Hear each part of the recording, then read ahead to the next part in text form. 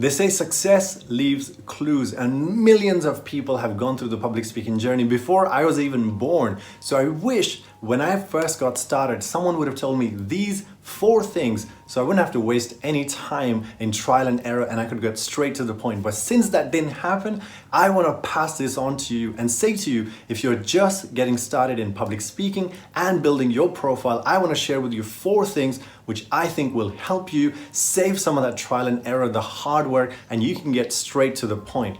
Number 1 is pick a niche earlier. Whatever you want to be associated with, pick that and stick with it. For example, Mel Robbins is known for her productivity tips and everyone's associated those 2 things together. We know Tony Robbins is known for his personal development and we've associated that together.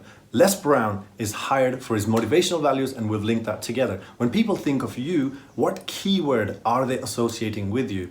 If you're into sustainability, then let those 2 things link together so people know when I hire this person, I will get the best value in that area and nothing else. And everything else is a waste of time until you're big enough for you to branch out into other areas. Number 2 is believe in yourself.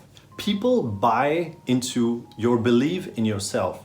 If someone is paying you money to speak, can you deliver the value? Do you believe that you can stand up on stage and speak for 10-15 minutes and deliver that value? And if you do, then that's all that matters. People will pay for that. Do you have a system in place? So when someone hires you and say, hey, can you do a workshop for an hour? Can you do a speech for 10 minutes?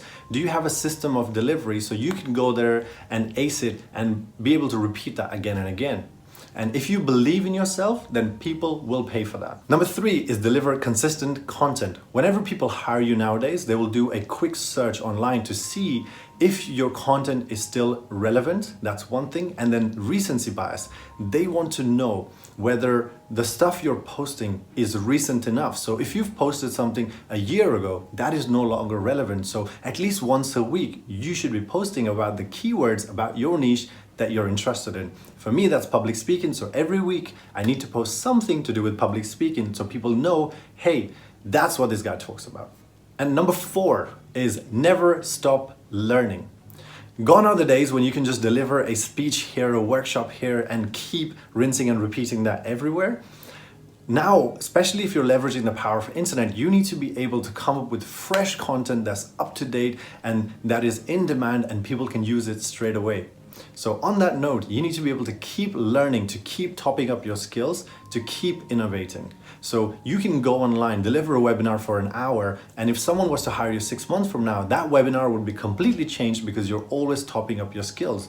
So if I, as an event organizer, was to hire you for an hour-long speech, are you going to run out of material after that workshop? Or can you come back 2 months from now and deliver a complete different workshop, which is again, hour long and still be relevant and fresh? And there you have it, 4 things that I wish someone would have told me 7 years ago when I first started, so I'm not just going through trial and error and experimenting so many different things. If you like this video, make sure you hit that subscribe button because one of my goals for 2020 is to reach 5,000 subscribers. So if you like it, subscribe and I'll see you in the next video. Ciao.